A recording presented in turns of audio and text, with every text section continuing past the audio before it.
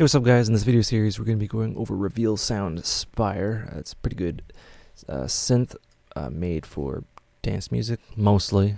There's a lot of neat little tricks that we're going to go over, and we're going to go over basically the topology and everything and how to use it. Let me get my notes open. Very cool. Alright, so you're going to want Spire, of course. You're going to want a DAW and, you know, a set of ears and all that.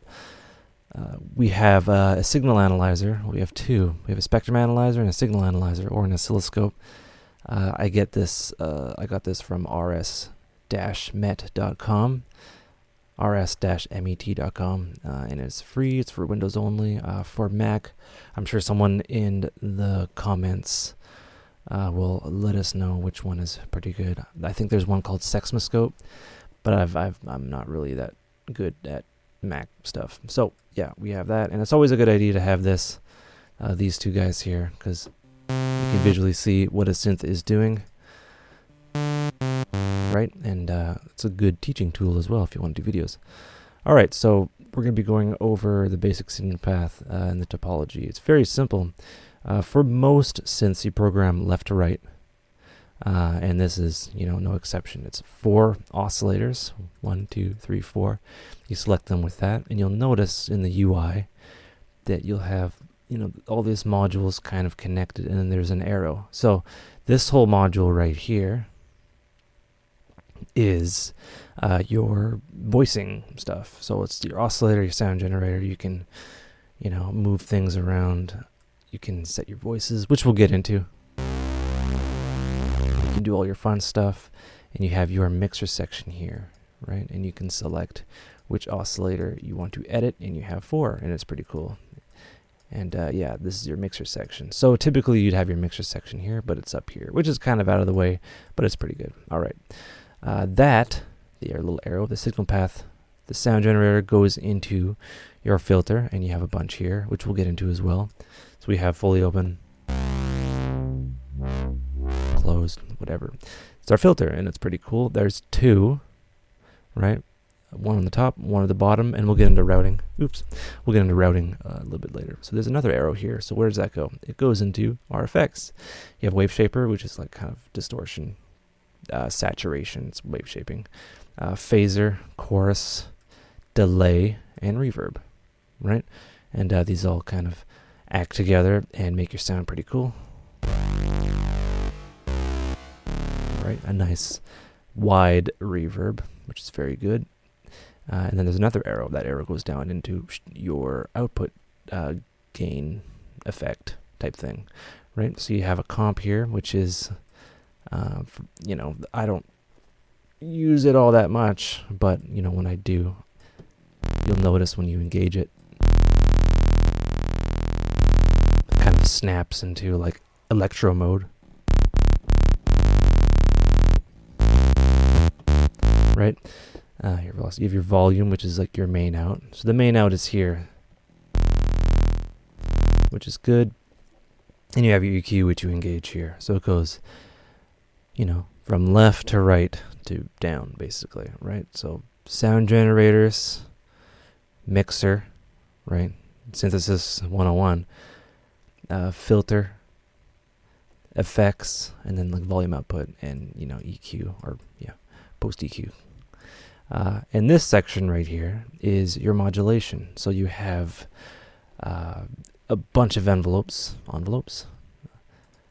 of these. You have 2, 4, yeah, you have 4 envelopes, 4 LFOs, 2 step LFOs, and an ARP. And you can route these, kind of patch them into any parameter that you so choose, and you can do a lot of cool stuff.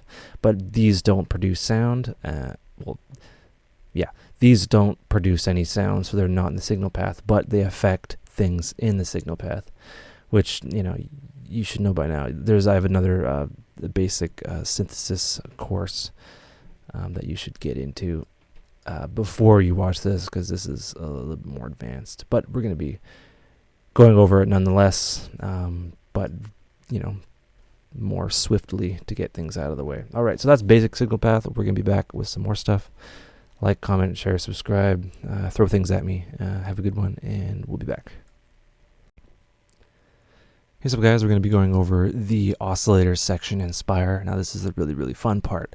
Okay, so Spire has 4 oscillators. You select them via this. So you can have 4 noisy generators going on at the same time. You can also select and turn them off here, right? And which is good for soloing and such. You have volume here, so you can mix them.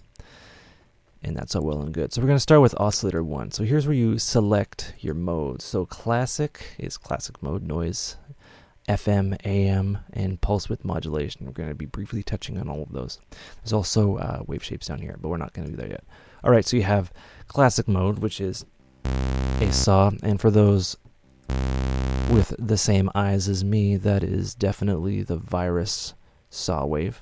You'll notice that there's a lot of sinusoidal stuff on the bottom and the low end, which I see all the time coming out of my virus synths. So for those interested, that's my little bit of trivia. All right, so you have note, semitone,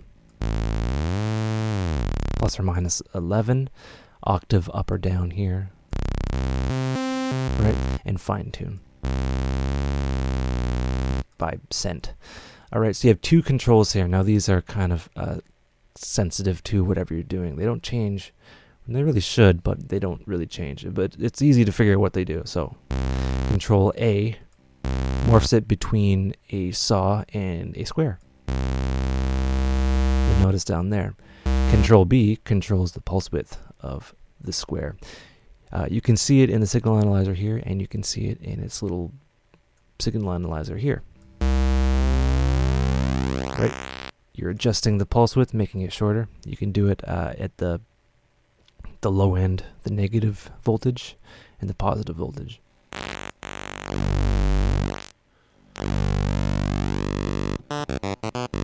Right, so you can get like a Mogi type of thing there. You double click to reset it. Phase is the starting time. You can see that. So if you want to start, like right here, get a bit of a pop. And that really, you really hear it more when you have when you don't have free running oscillators, which we'll get into later, and you have more than one oscillator going at the same time. But phase basically means start time. Where does this waveform start? Does it start at 0 or does it start here? So you get like a bit of a poppy. There you go. All right, so that's all right. That's their classic synths. You have saw and square. What else? Like, I thought we had like sine waves and stuff. Well, this is inspired by the virus synths, and in the virus synths, you have your wave kind of selector, and you morph it with the classic sound, or something like that. I just confused myself. Anyway, you have this wavetable mix here, and you mix it, whatever this is.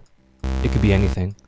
You mix it into your sine, or your wave shape, right? So now we have a sine wave, and we can drop down and select sine, triangle, a bunch of FM wave shapes. I'd like to see a lot more wave shapes, but it's all good. We have like robo, lots of out of this world type of stuff, and you mix it back in.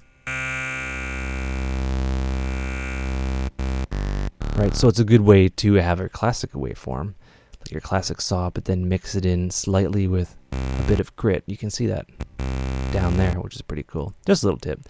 And it's your wet-dry mix. And that is your classic mode. So, yeah, that's basically it for that. I'm going to go to noise. So noise, turn off key tracking.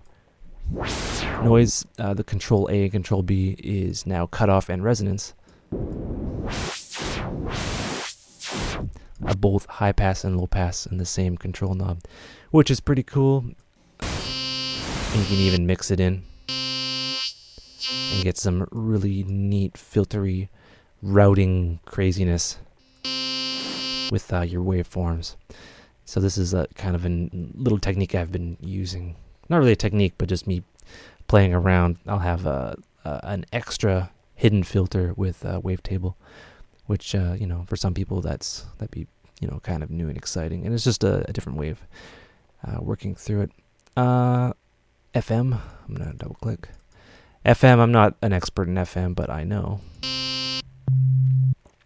that it's an LFO, a pitch LFO. So we have a sine wave here, right? And we're going to increase. Control A is the modulation amount. So you'll notice we're basically modulating the pitch of a sine wave with another sine wave, right? So you get some interesting harmonics, and this is like 80s DX7 type of stuff. It's FM synthesis. It's like FM8. It's Skrillex, and it's cool. Right, so you have that. Control A is the amount. Control B is controlling the harmonics. You can have this harmonic or inharmonic. And I'm not quite sure on the theory. I'm not going to pretend that I know. But this will make things sound more bell-like or more not make any sense harmonically. And we'll turn that up and I'll show you what I mean. Right. Right, so that's not harmonic anymore. We'll turn on key tracking. Right, so key tracking on. Right, I'll show you what that does. All right, so key tracking off, it just modulates something with a free running sine wave. Key tracking on modulates it as key tracking for the modulation speed. So the speed sounds more correct.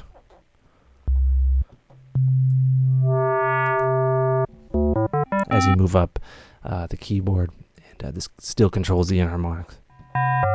Right, sounds a bit more, makes a lot more sense, and yeah, you can just go crazy. Right, and that doesn't make sense. Anyway, that's enough with FM because I'm not going to pretend to know a lot about FM. All right, so this is AM sync. This is kind of like FM, how it like has key tracking, but what this does is it modulates the amplitude, not the pitch. Right, so we can see if we go down and we make this, you'll see that the volume is, you know, opening like louder and quiet, louder and quiet. It's modulating the amplitude. Right, see that?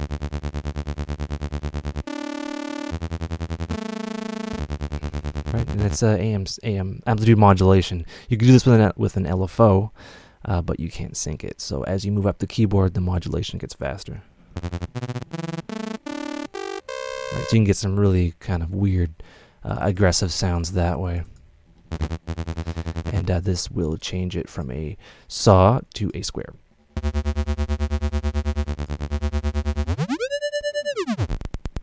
That's your pitch, and yeah, it's really fun and works well. You can amplitude modulate and FM modulate any wave you want. Right, so you can get like a pulsating, like what we have here. What the heck? What happened? Did I break it? Oh, my push went crazy. All right, my apologies. All right, we'll go back to amplitude modulation. We'll go sine wave. Right.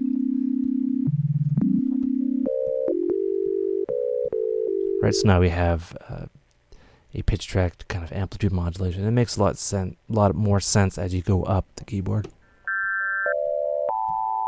Right. Yeah. Amplitude modulation. So we have a saw pulse width modulation. You know how you had classic? We had our square wave, and we can change the pulse width. Right. We can do the same thing with saw pulse width modulation, right? So we can double up the harmonics. So now we have a saw that we can adjust the pulse width.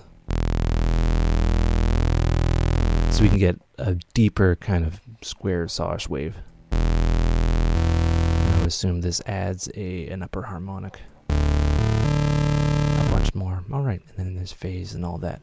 So in general, there's a lot of ways to stack things up. And you have four oscillators, and it all works well. So I'm gonna knit again. Hopefully my push doesn't go crazy again. And yeah, okay, so we have our saw here. I'm gonna go into the kind of detune voicing section. All right, so we have this. So unison, what unison does is it basically doubles this synthesizer up. Right, so now we have two saw waves going on. One voice, two voice. You can kind of hear that, right?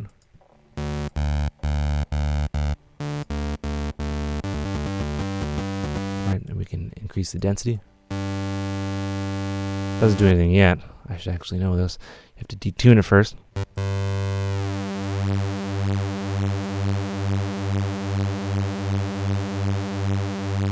Right, so what that does is it changes the pitch. So we're basically taking a saw wave, we're doubling it up, and then we're separating them by pitch and density. That makes sense.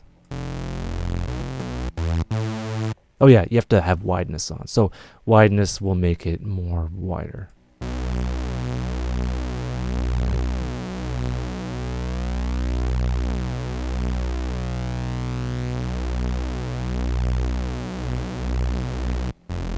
Right, so we have a wider sound going on there. We can have up to 9 voices, and the CPU is not that bad.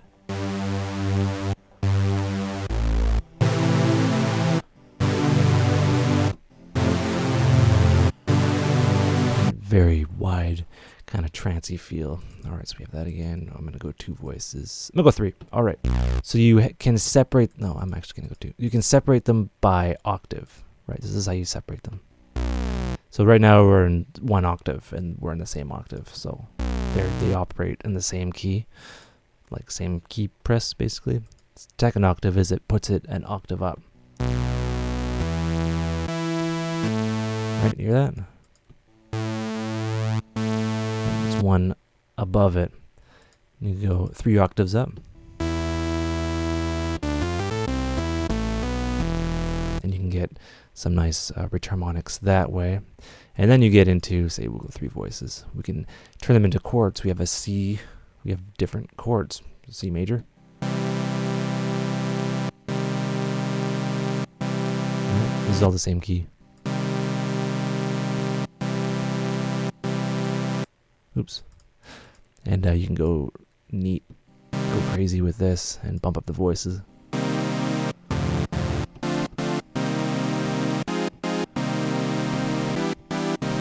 So insta house chords, which is really nice.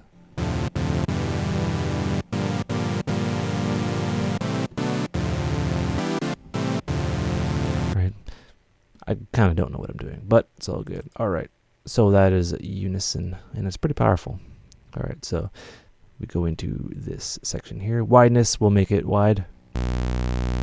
It won't do anything unless you have a second voice active. So you get a wider pad or a wider lead with wide, and that's what wide is for. We have Ana, which is analog, so this emulates drift and all that fun stuff. It changes the phase characteristics, so you get more of an analog feel. You can have that off, and it'll act, like everything else basically. You can invert. Flip it upside down, any wave shape you want.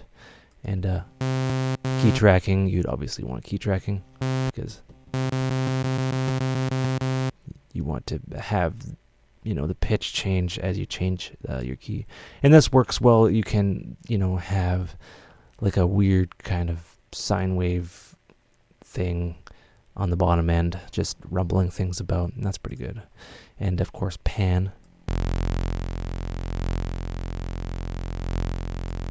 So well and good. And we'll get into routing later, but routing, you can route each of these oscillators into either one filter or the other filter, or into both, and you can get some really interesting sounds that way. So filter 1, filter 2, but that's routing. That's a little bit later. All right, default is 1. That is basically it for this section.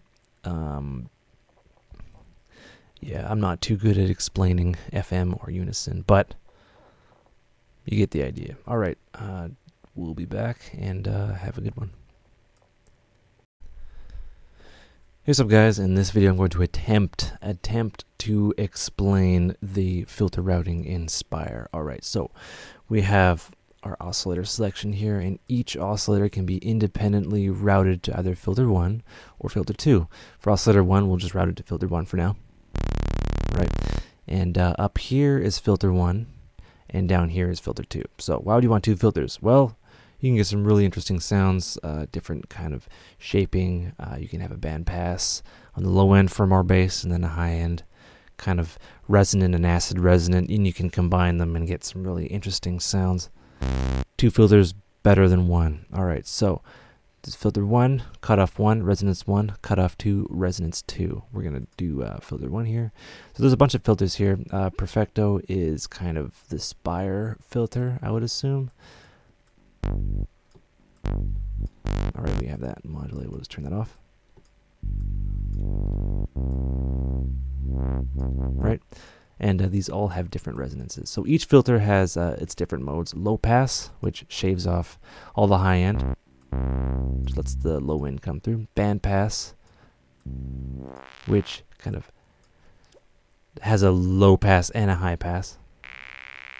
A bit more bite. High pass. You know, it's the opposite of a low pass filter. And peak. This is kind of like an EQ notch. It's a neat way to go about it. Acido is, of course, the 303. It's highly resonant.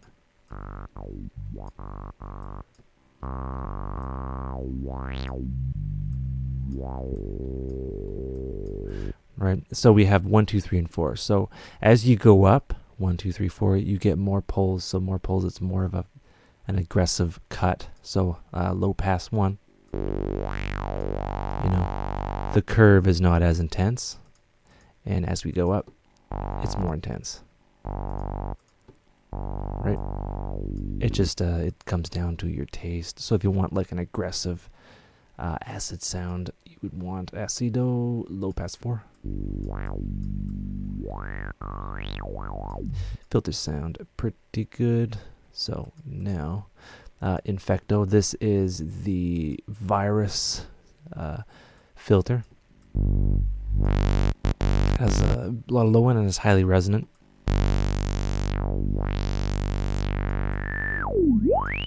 Right, I have 2 virus synths because I like the filters that much.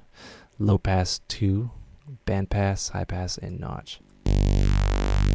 Notch is but notches it out, and this was famous in the Virus B. It didn't have a phaser, but it had a notch filter, and this kind of sounds like a phaser. But we heard that in a pad or 2. Scorpio, I'm not quite sure. I believe this, I guess this could be from the MS-20. It's a bit more aggressive, and it has a lot of like distortion going on. It's the most resonant one. Low pass 2 and low pass 4 of red.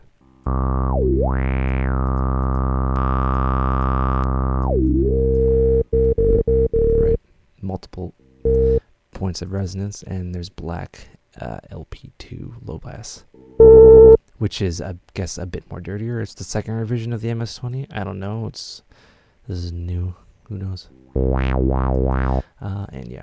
And then we have our comb filter, plus or minus. This is the Spangle effect.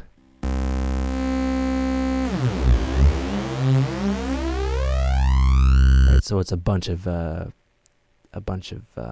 filters all moving in unison, which are like it's like the peak, but it's a lot more of them, and you can have them plus or minus mono and stereo.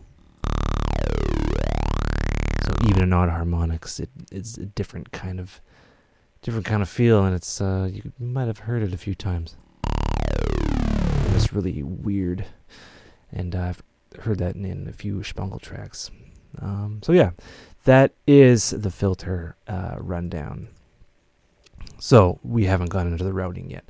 So this is where it gets kind of confusing. So we have filter 1 and filter 2, and we can have the output of oscillator 1, 2, 3, or 4 independently routed into either filter 1 or filter 2. But the output of filter 1 and 2 is mixable here. So if we go, say, parallel, so the filter is not running in series, one filter into another, which you might be into.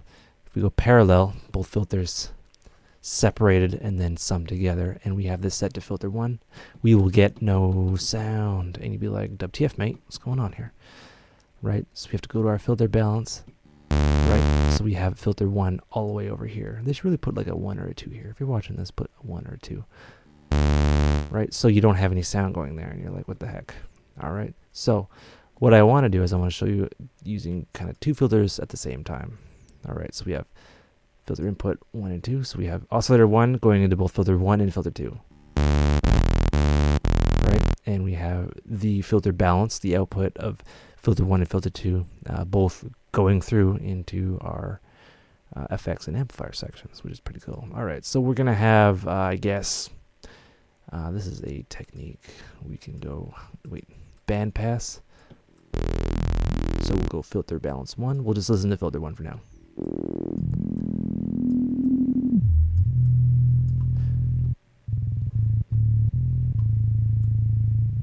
Right, so we have that. This is just an example. We'll go to filter 2, and that's completely bypassed. We'll go, I guess, infecto. Right, so we have that resonance there, and then we have that there. So we combine them,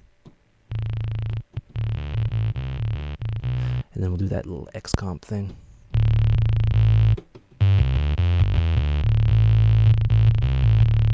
Doesn't sound like much, but once you add NOR shaping, which we'll get into, you can really drive the sound.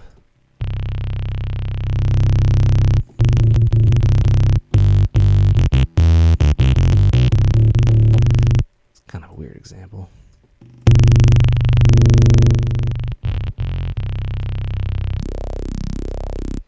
You get the idea. It's different filters. So don't get discouraged if you don't really get this right away. It confuses me sometimes. There's parallel. Okay. Just a little review. You can skip the next video if you're not interested. But we have each oscillator can be routed into either filter 1 or filter 2 or both. And there's a mixable knob here. So we have oscillator 1 going into both filter 1 and filter 2. The oscillator balance dictates which filter gets output, both or one or the other. If you have parallel disabled, you have a serial, so one filter going into another. So you'd want to have this filter, you'd want to have filter 2 being the main output, because you don't want filter 1 going into filter 2 and the filter 2 going out and then the filter 2 going into here. You could get like a weird kind of thing. But if you're into that, yeah, whatever, it's fine. But yeah, I drew a diagram. This is similar to the one in Native Instruments, massive. But yeah, kind of confusing, but you'll get it. Key track, I will explain. Key track, it opens the filter as you go up in pitch, up in your key. So I'll give you a listen to what that sounds like. We turn on key tracking. So I'll play up the keyboard. You'll notice that as the pitch is going up, and that's pretty cool. Yeah, I guess that's it for the filter section. Yeah, hope you learned stuff, and take care. Here's up, guys. We're going to be going over the effects section and the output section in Spire. It's this section right here. It's rather fun. So we have all these effects. They run in serial. I forgot to mention that. So the shaper goes into the phaser, into the chorus, into the delay, into the reverb, and we have wet, dry for each of them, and that makes sense, and that's pretty good. So I'm going to be using a sine wave to demonstrate the wave shaping. This is kind of like a distortion section, right? So we have a sine wave here, which has no harmonics. So what distortion does is it adds harmonics, right? A filter takes away harmonics and shapes the sound, or adds them in certain areas, but distortion really adds upper harmonics, which makes things sound good, right? So we have different modes here. I won't go through all of them, but you can kind of use your spectrum analyzer to see what's going on and you know, make notes and find which ones you kind of like. My cats are fighting, so we're gonna go soft. I'll turn it up. So we have sine wave, right? We immediately see some harmonics there, which is cool. And I'm gonna turn up the drive, and you'll see harmonics being added. And the wave has been shaped. So we went from a perfect sine wave to something that is being eaten, basically, and we have lots of harmonics here, and that's really a really good way to get a rich sound.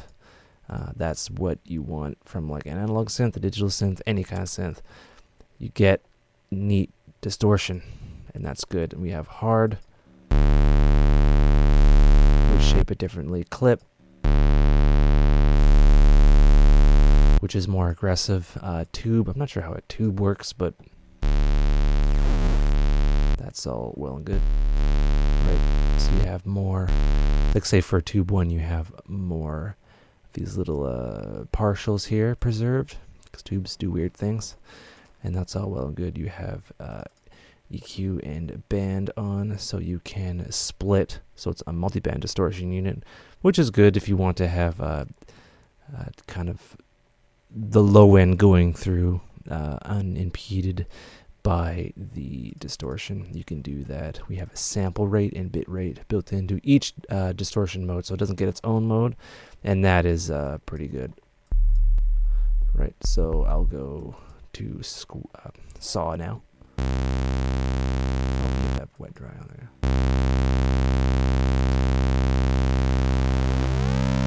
So bit depth, you know, obviously adds harmonics. And it gives it a, I think it goes down, I'm not really sure what it goes down to. It doesn't go to 1 bit. Maybe it goes down to 4. Anyone know? Let me know what bit rate it goes down to. Sample rate. Just the sample rate. So bit rate is up and down, is amplitude. The multiple states of amplitude you can have, and a sample rate is you know, we work in 44.1, and this down samples like an old sampler that you would run into in a pawn shop or whatever. That's how that works. All right, so next in the chain we have phaser. So, you know, phasing is pretty good. It does all that. You have multiple stages, right? But what really makes this interesting is it has, Spire has a secret filter. Ooh, it has a secret vowel filter, which you've probably heard, right? And we don't want that to modulate, so we'll turn off the depth, so it's not going anywhere. So then we can just adjust the frequency. I'm gonna go make some dubstep now. Be right back. Right? So it's a hidden kind of vowel filter, which is pretty cool. If that's how you get the honeys. If I helped you out to get some honeys, please donate and subscribe.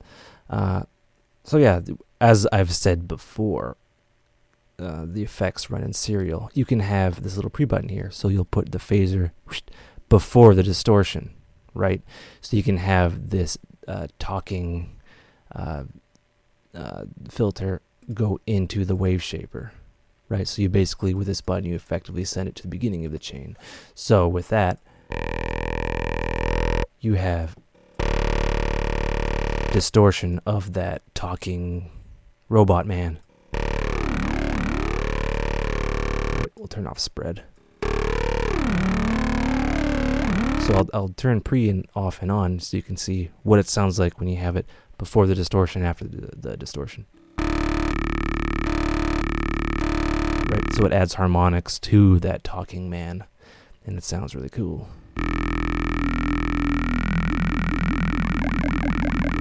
Right, getting distracted here.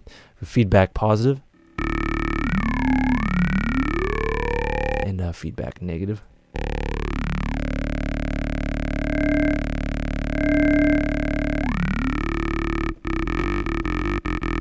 Right? So I like pre.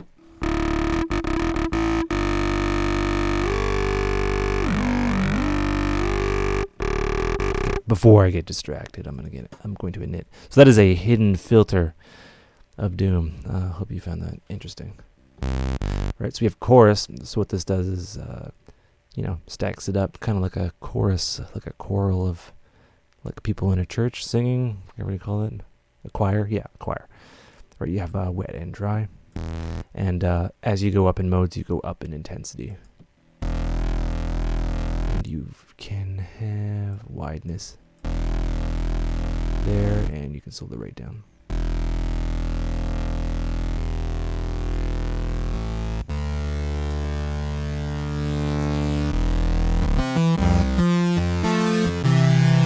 And feedback will make it more harmonic.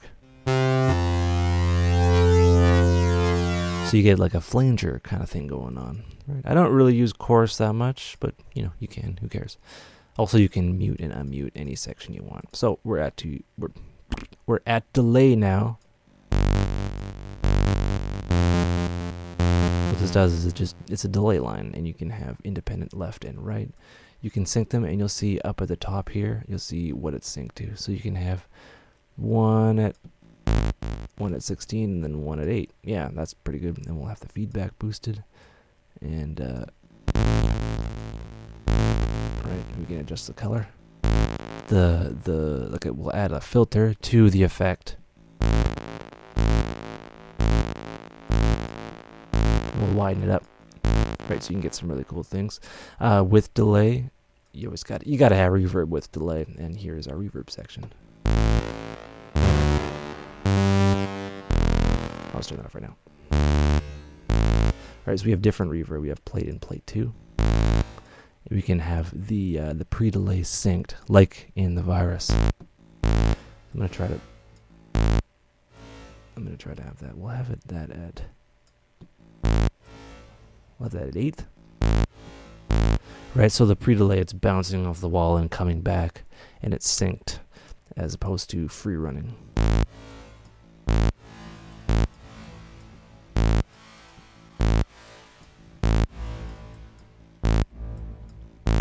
So color is the tone of what's bouncing back, and damping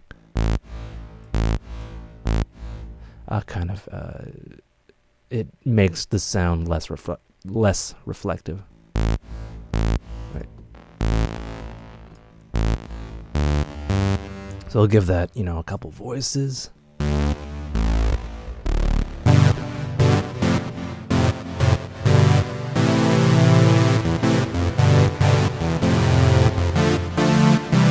Right? As a kind of crude example. And then, of course, you'd have like a filter, whatever. All right, so we have that. All right, I'll init. What the heck is going on back there? Seriously, cats, come on. I'm almost done. All right, so we have our output section. We have a comp here, which is like an instant sound cool-alizer. It's like a compressor, and it just squashes the heck out of things. So you can have, it sounds kind of bare. And as soon as you turn this on, it just triggers into something that's really aggressive and really cool. And that's really good. Your volume here, of course, you select your EQ, you can turn your EQ on, and you have a low shelf, a high shelf, and then a bell type of thing. So you have your low shelf right here, you can add more bass. I'll actually turn that off. There you go. Adjust the frequency in the curve.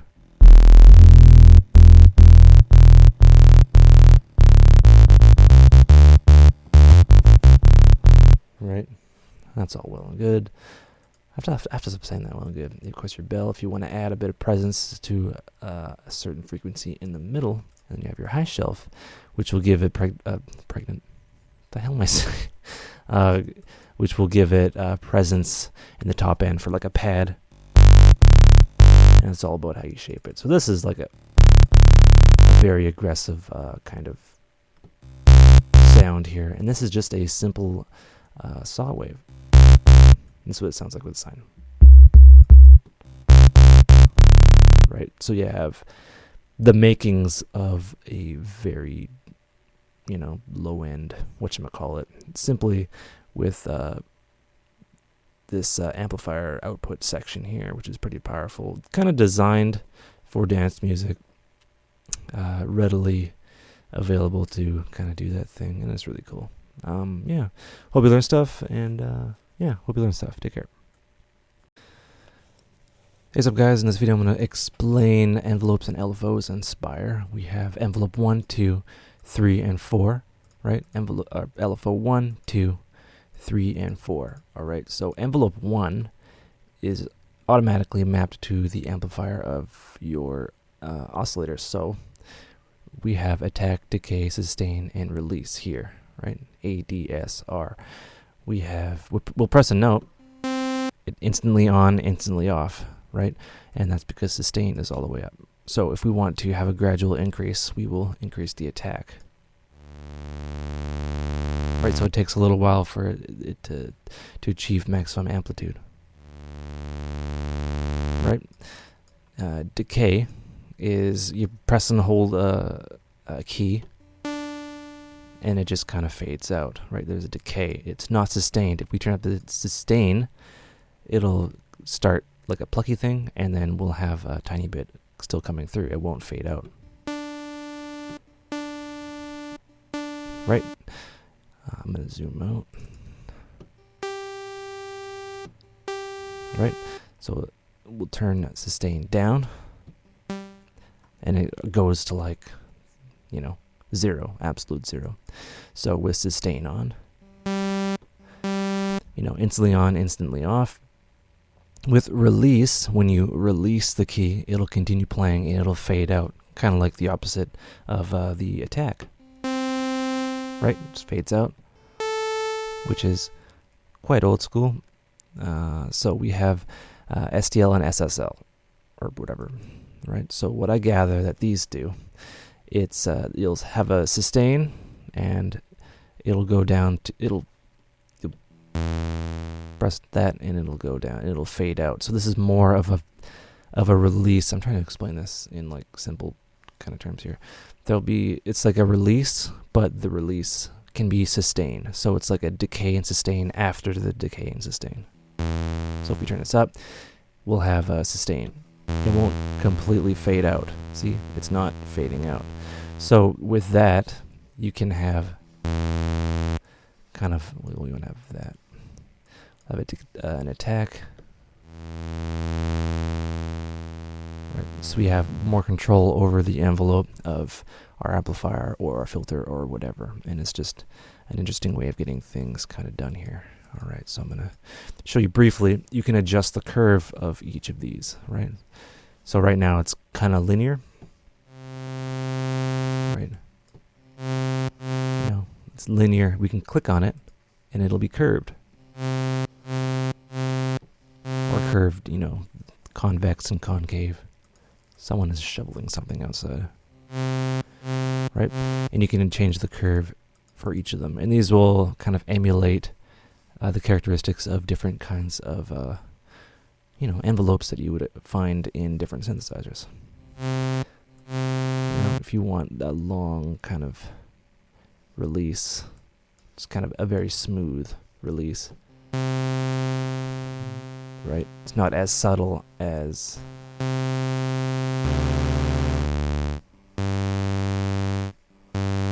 right? Just kind of like, you know, convex. And it's control over your sound and your timbre and how it all works together. All right. And you have 4 of those envelopes and how you map them. So we'll go to, we'll init, and I'll show you one that's already mapped, and we'll go over to this one. This boxy box thing right here. We have our cutoff 1 and our amount to full. So we'll select I guess we'll select that. We'll turn the resonance up so you can hear that. So you'll see, right, the filter is automatically opening and closing. It's being controlled by this envelope as we press the key.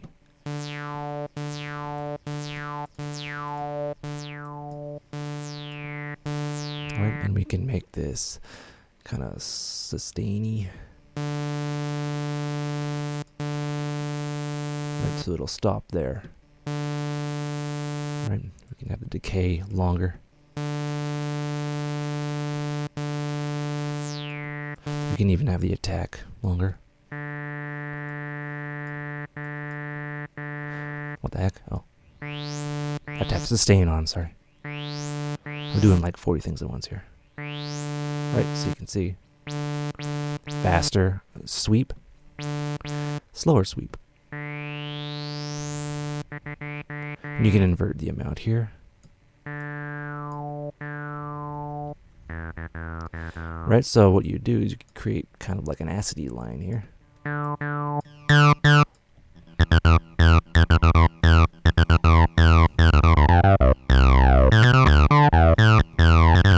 Right, and that's me pretending that I can make dance music. All right, and that is with the cutoff. You can change this to a lot of things.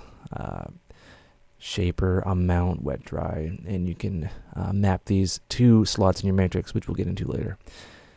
You can even map it to your ARP, which is pretty cool. And you can even map it to an LFO. So that brings us to LFOs. So what I'll do is I'll go init, and I'll turn this off. All right, so we'll go to one of our LFOs, right? You have this guy here, and this is how you map to whatever. So what this is just a sine wave, and it's very, very slow. You'd be like, okay, well, what is it doing? So I will go back to this. All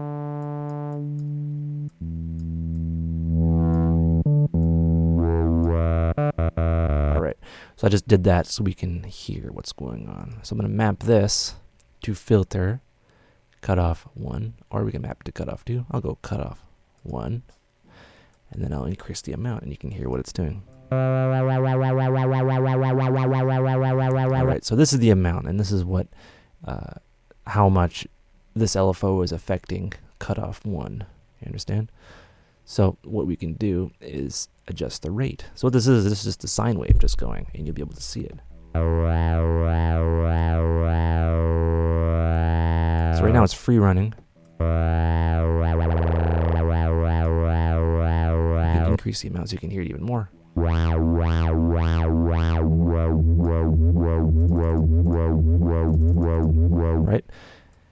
and we'll take that there. I'll just change this to acido.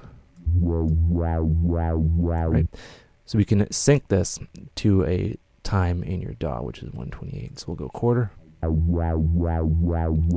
we'll go eighths. Let's go eighths. Right, and that's pretty cool. We can increase the amount here, so we can kind of have it more intense, and it's kind of acts the same way as the amount, AMT amount. So we'll just double click there. So we can change the form to a triangle and to a square. And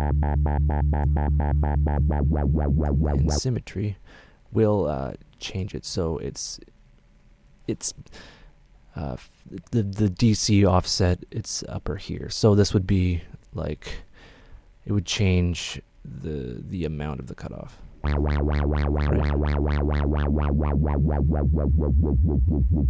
It's kind of like automation, think of it like that.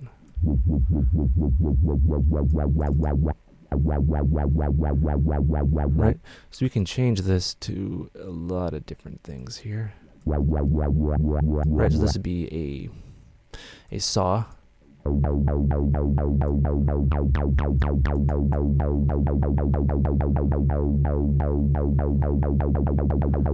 Right, and it's all about how you morph it. So you can get a lot of interesting modulation things here. Sample and hold, which is basically random.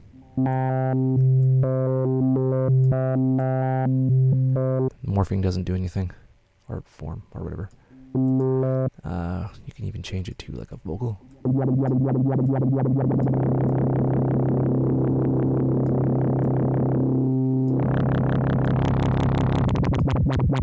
Just get some randomness going on there. Very analog-y, or whatever, right? And there's different ones here. Generally, you'll be sticking to like square and pulse. And all this other stuff. Alright, I'm getting distracted. So that's your LFO. and your envelope, and I think that's pretty much it. You have your velocity sensitivity.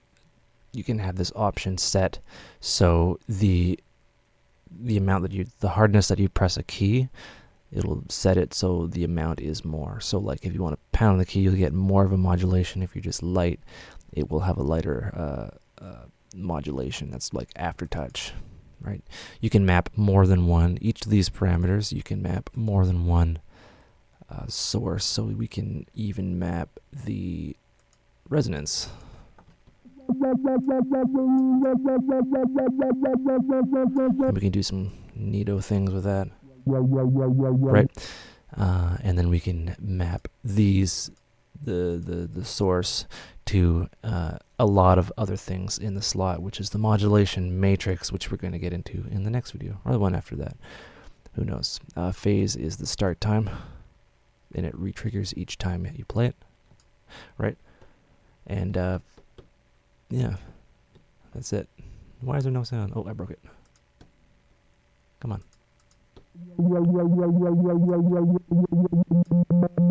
Right, you can adjust the phase. You want it to start here.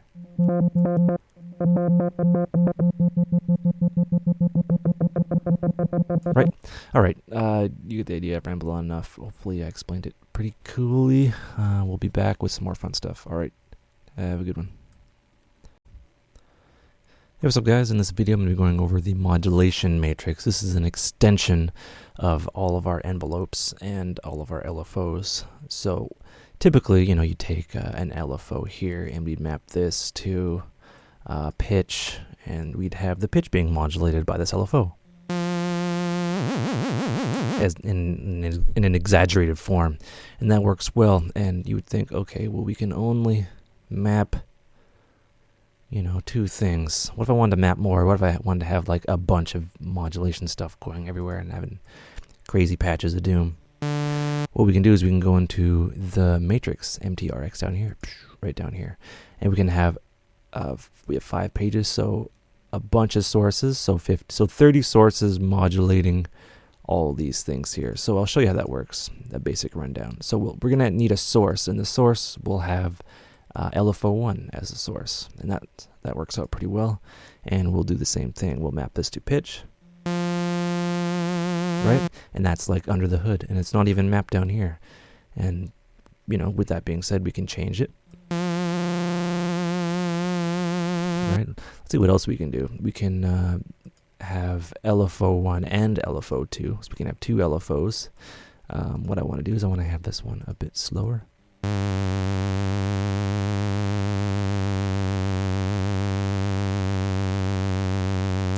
Put the symmetry up here. Right, so that's that's like a broken synthesizer. This is only an exaggeration. We can have both of these modulating other things too. So I'll just leave that alone. I'll have LFO2 also modulating the filter, and we already have this envelope here. We'll turn that off. Cool. What am I doing? Yeah, filter. We'll have Infecto.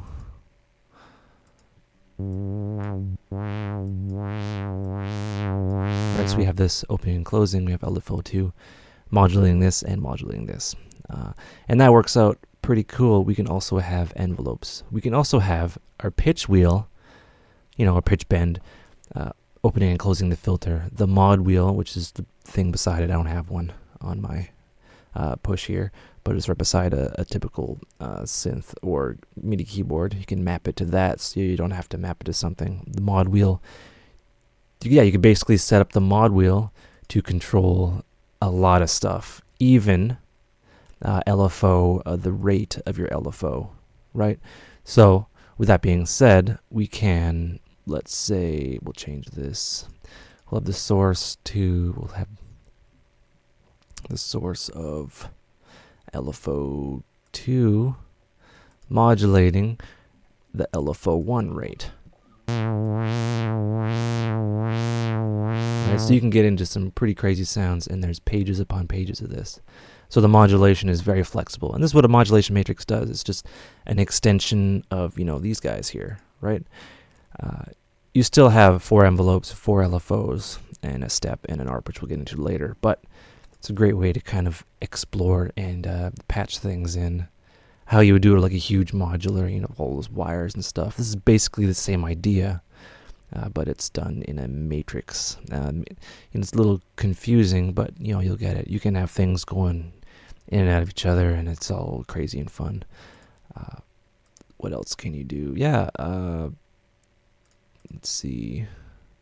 Yeah, you can even have different amounts modulating other amounts. Reverb time, the shaper time, filter, oscillator 1, you can have the detune, the wideness. You can even pan.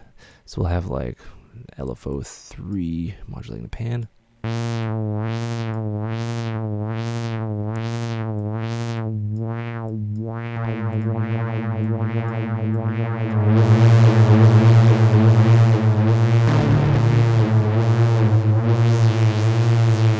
Right, and that brings me to something that I forgot to mention. It's mono, the LFOs.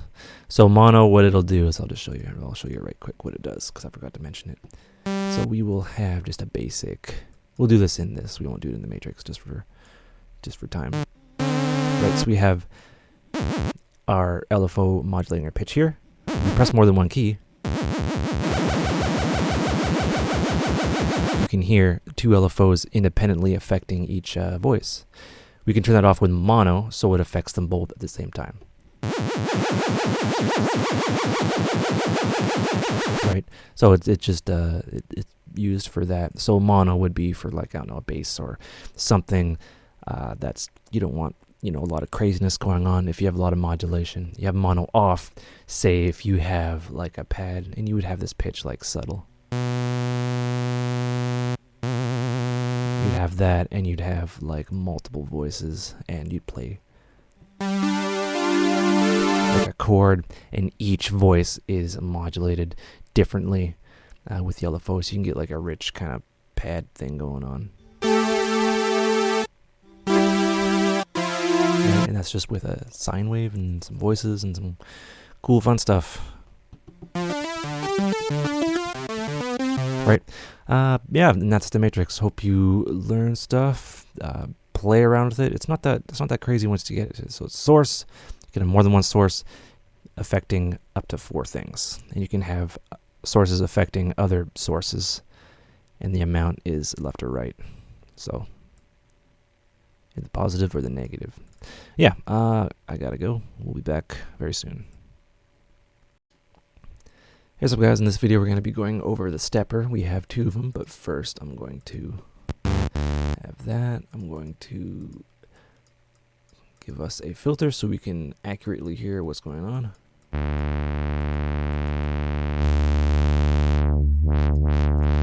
I'll boost the resonance. Perfect. I'm going to turn this up just a little bit. So we have stepper 1 and stepper 2. So these are pretty much LFOs that you cycle through. So this is an LFO. I'll just show you briefly. So we have just a repeating pattern. It just repeats basically. And it just does that over and over again. It's a sine wave, right? So what the stepper does is it's just a bunch of LFOs that go in sequence, right? So in order to use it, we have to map it with the matrix. We will go stepper 1, and we'll map this to cutoff 1. Right, so we'll see what's going on here. So it's stepper 1, cutoff 1, and here it is. Right, and it just goes through there like a sequence. So first things first, we will adjust the start time. So we'll go 8. So it starts at 1, ends at 8. So we have 8. We have basically 8 LFOs here. We have a speed here, and we can have it set to, we'll go 8s for now. You can have it free running. So for my synth geek friends, I'll have it synced for now. And 8s retrigger, so it starts at the beginning each time. And loop, it'll continuously loop over and over again. So what if we want to control this? Well, we have these little markers up here, and this controls the amount. So we can have like a different kind of amount, and we select each kind of step. by hovering over it and clicking, and then it becomes highlighted. So what if we want to change it? Well, we have these little options here. We can double it, and we double it. Add triplets, and have like a bunch of stuff going on here. So notice we can change it around here. So we can have it from like a sine, or not a sine, a saw. So I'll just go 1 1. So it's just repeating this one over and over again. We can change it to, come on, stop it. There we go. We can change it around. We can have a saw. We can have somewhat of a sine-ish thingy. We can have this. We can have that. And we can have it so it's more of an envelope. Right, and we can double that up. Right, we have that. All right, we can reverse it. So reverses it. And we can change it to a square, also pulse. And reverse that. We can have different kind of pulses going on. So we have a C and P. So what we can do is we can select this, copy, select this, paste. You can just paste things. And copy them around, paste, and double this. So we'll go like that, and then we'll double this one, and then we'll reverse this one. So this is what it sounds like.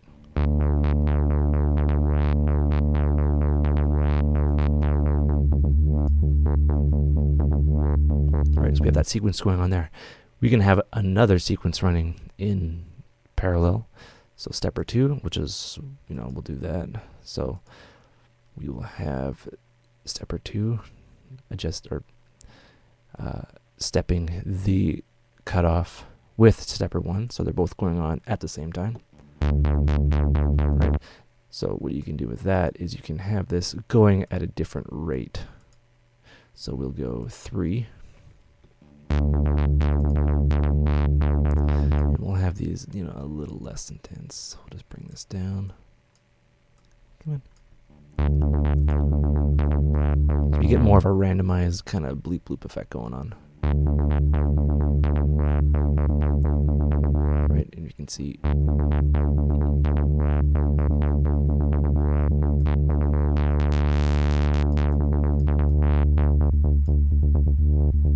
Right, we can also map this. So this is, you're getting into the matrix kind of stuff here. You can have the amplifier being stepped. So we can treat this kind of like a programmable ARP.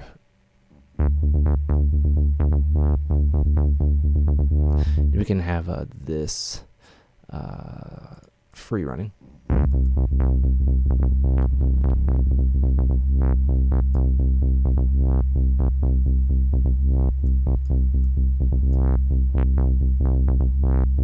And have that reverse, stuff like that. And you can just go crazy, and you have 2 of them here, and you can basically do a lot of different stuff with this.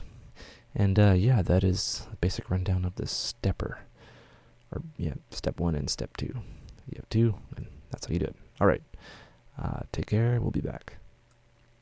Hey, what's up, guys? I want to briefly go over the Arpeggiator in Spire. So we have our Arpeggiator here. There's only one, and it's located right here. So it would be appropriate if I showed you the Arpeggiator without making something that would be a little bit more trancey. So I'm going to do that now. There. I'm going to also add a filter here. Right, we have that in the envelope automatically when you initialize in the newer version.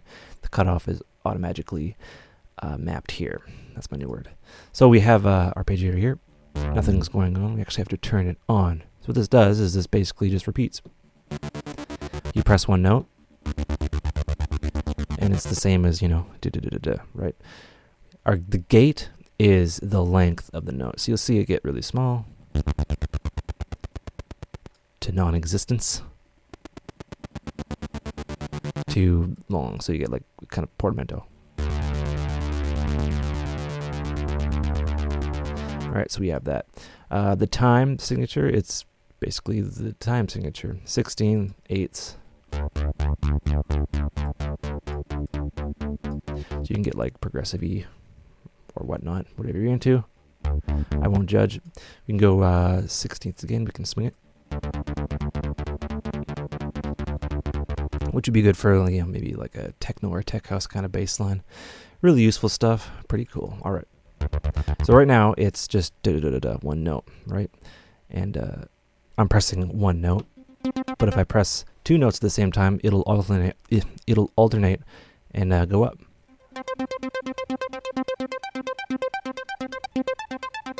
So that'd be very kind of difficult.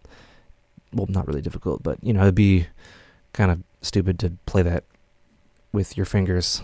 The Arpeggiator does it for you, right? You can also hit octave, so you just press one note, and it'll go up automatically.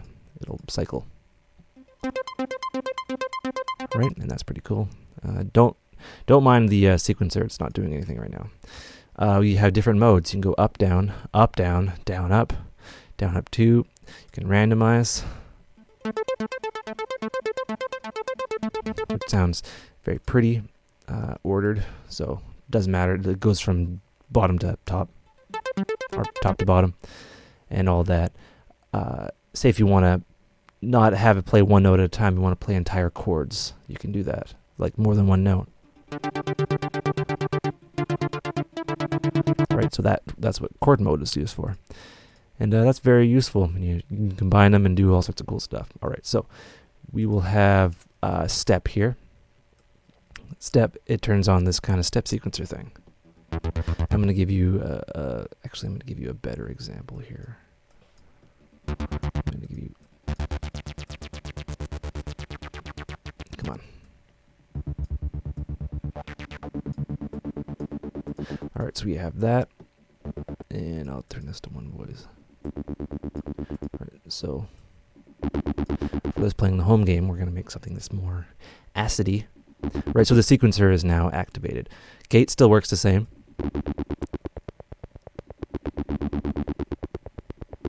Right, but if we want a particular step to ignore the gate, you click on this little guy here, and that is what these arrows look like, or that's what these arrows do. Like in Silence 1, the arrows do the same thing. All it does is just turn the gate back to normal.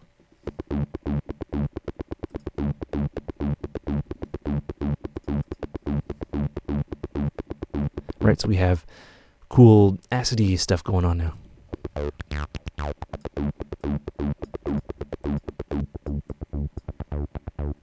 that even loud enough? All right, so we have that. All right, so say we want to change the pitch. So we have a root key, which would be C. If we want to change that around, we can go up or down, minus, and it might work better if we have the gate open so you can hear it.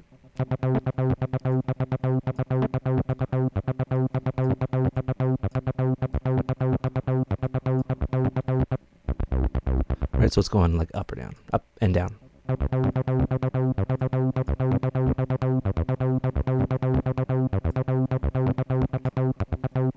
Right, you can press more than one note.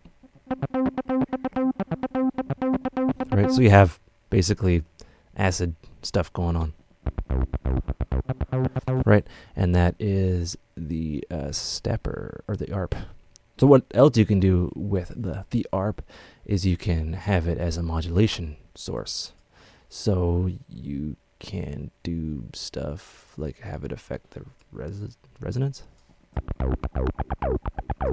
think, or something. Yeah, and you can use the stepper in conjunction. See, this is why it's useful to have these all the same screen. You can have the stepper and this working in like kind of tandem, working in parallel, and you can do all sorts of fun things, and kind of maybe have little squiggles happen randomly, or have it happen at the end of, you know, every eighth here, and you can just do all sorts of fun things. And it's generally experimentation. So think of it as an arpeggiator when you have, you know, just up down, and you can have it as a step sequencer as well, which is what we have here.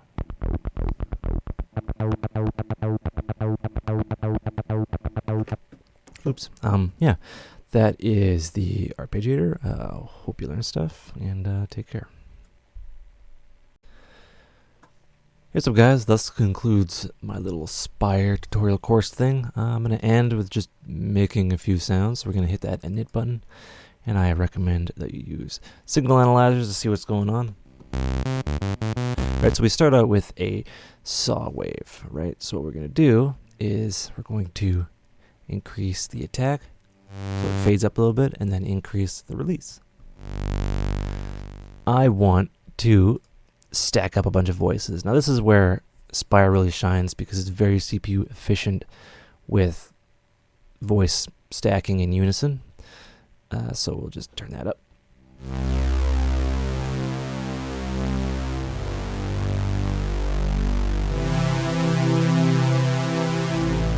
Right.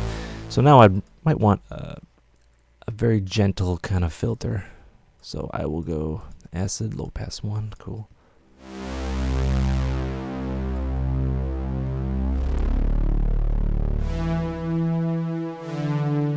Right, and we have that, and that works pretty well. We can, take away the attack.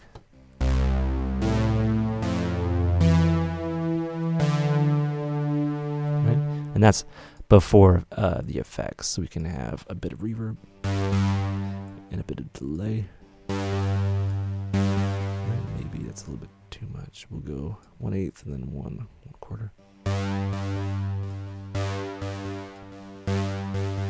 We'll have it wide.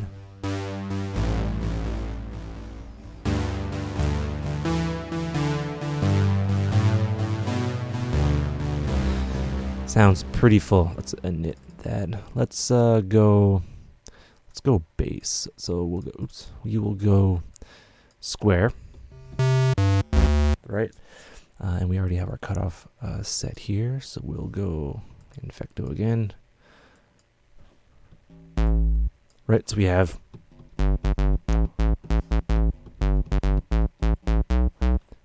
a bass, and that's because the cutoff is already mapped there.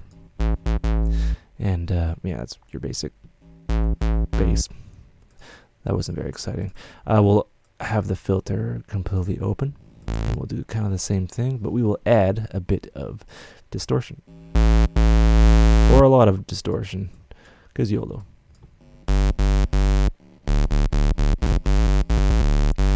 Yeah, we'll go hard maybe. That is a lot of grit, and we'll have the wet dry kind of mixed here. And we will add a low shelf. I'll actually turn the EQ on, maybe that'll help.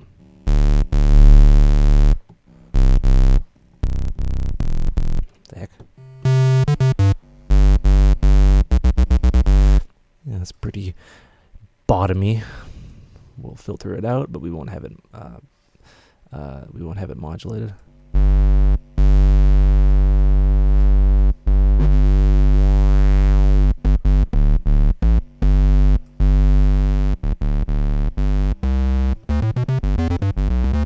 Right, and we can see that that's basically what that did. We can change the pulse width, which is something I should have done before, but yeah, we can change the pulse width and give it more bite.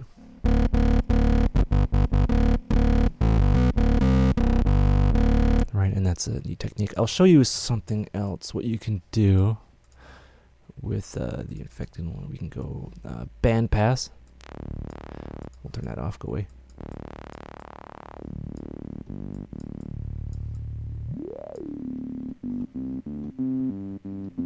Right, so we have that. What we'll do is we will tube it maybe. Let's give that a try.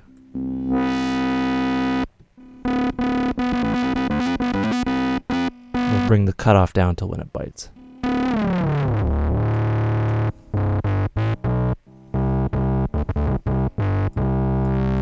Maybe we'll try a different. What was that?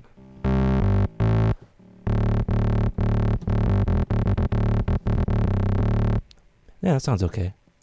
The X comp, that's always super fun. And we'll give the top end a bit more presence. I won't, make it all farty, but whatever.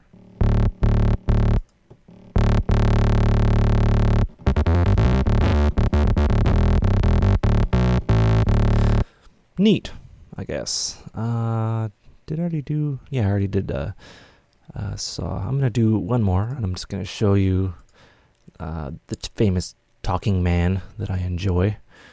We're buds.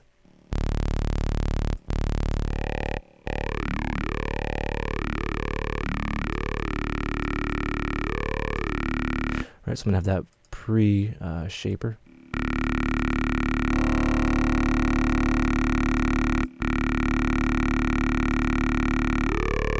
So I want to map this frequency of this vowel filter to a stepper. So how would I do that? Well, I'll do this first, do that, and then I will have stepper 1 map to, let's find it. So that's phaser frequency in theory.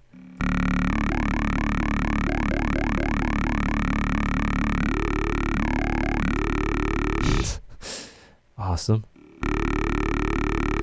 Actually, I have it in the other way. We can have this slower.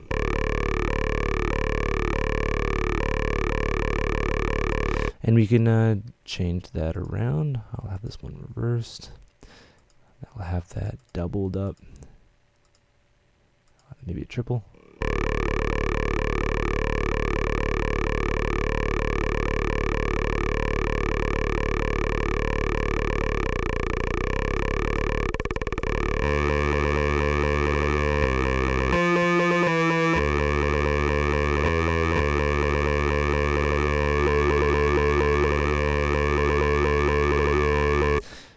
Sounds fun. Yeah. And we can, map that to our LFO also.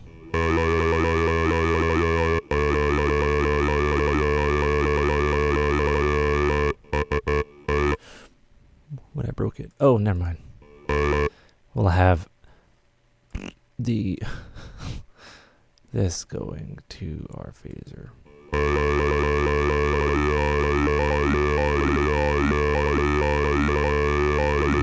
More of a square, have it free running. You can just go to town or downtown or to the city or wherever you want to go. Yeah, and that is Spire and most of its glory. That's it. All right. Hope you enjoyed. Have a good one and take care.